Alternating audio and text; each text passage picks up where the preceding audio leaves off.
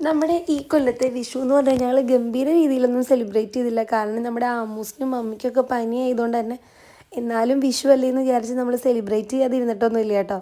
അങ്ങനെ നമ്മൾ പടക്കവും കമ്പിത്തിരിയും പൂത്തിരിയൊക്കെ കത്തിച്ച് നമ്മുടെ വിഷുവിൻ്റെ പരിപാടികൾ സ്റ്റാർട്ട് ചെയ്തു. അങ്ങനെ ഞങ്ങൾ തലേദിവസം പടക്കവും കാര്യങ്ങളൊക്കെ പൊട്ടിച്ചു കേട്ടോ.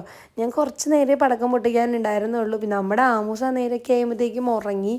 കുട്ടിക്ക് പനി ആയതുകൊണ്ട് തന്നെ മരുന്നൊക്കെ കഴിച്ച് വേഗം കിടന്നുറങ്ങി. ഞങ്ങൾ കുറേ വിളിച്ചെങ്കിലും ആൾ എഴുന്നേറ്റൊന്നുമില്ല കേട്ടോ.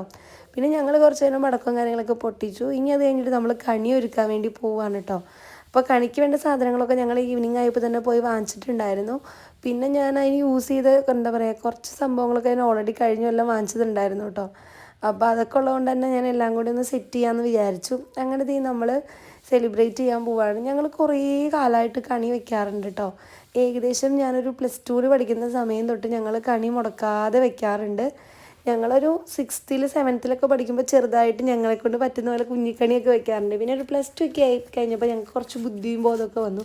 എന്ന് വിചാരിച്ച് ബുദ്ധിയും ബോധം ഇല്ല എന്നല്ല കേട്ടോ, എന്തൊക്കെ കാര്യങ്ങളൊന്ന് അറേഞ്ച് ചെയ്യണമെന്നൊരു ഐഡിയ കിട്ടി. അങ്ങനെ ഞങ്ങൾ പിന്നെ എല്ലാ രീതിയിലും യൂട്യൂബും അതുപോലെ തന്നെ ഗൂഗിളും ഫോട്ടോസൊക്കെ കണ്ട് ഞങ്ങൾ സെറ്റാക്കി എല്ലാം ഓർഡർ അനുസരിച്ച് കറക്റ്റ് രീതിയിൽ വെക്കാനൊക്കെ തുടങ്ങി.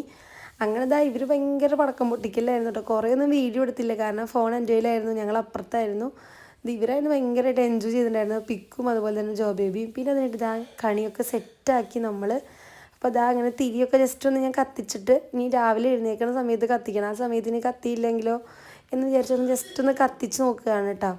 അങ്ങനെ ഫ്രൂട്ട്സും കാര്യങ്ങളൊക്കെ അറേഞ്ച് ചെയ്തു. ഞാൻ പറഞ്ഞില്ലേ കഴിഞ്ഞല്ലോ വാങ്ങിച്ചു ഞാൻ ഈ ഒരു എന്താ പറയുക ഇങ്ങനെ ഗോൾഡൻ കളർ ഒരു ബൗളും പിന്നെ അതുപോലെ ഈ ഒരു കണ്ണാടിയും അങ്ങനത്തെ കാര്യങ്ങളൊക്കെയാണ്, ചെറിയൊരു പറയും അങ്ങനത്തെ സംഭവങ്ങളൊക്കെ വാങ്ങിച്ചിട്ടുണ്ടായിരുന്നു. അങ്ങനെ നമ്മൾ കണി കാണാൻ വേണ്ടി പോവുകയാണ് കേട്ടോ. ഇപ്പോൾ രാവിലെ ഞങ്ങളൊരു 5:30 സമയത്തായിരുന്നു അലാറവും കാര്യങ്ങളൊക്കെ വെച്ചിട്ടുണ്ടായിരുന്നത്. ആമൂസിനെ വിളിച്ച് എഴുതിപ്പിച്ചു കണി കാണിക്കാനായിട്ട്. ആമൂസ് പിന്നെ ഉറക്കത്തിൽ വിളിക്കുന്നത് അവൾക്ക് ഒട്ടും ഇഷ്ടമല്ല, നല്ല അലമ്പായിരുന്നു. അപ്പോൾ അത്രേ ഉള്ളൂ നമ്മുടെ വിഷുവിൻ്റെ വിഷയം.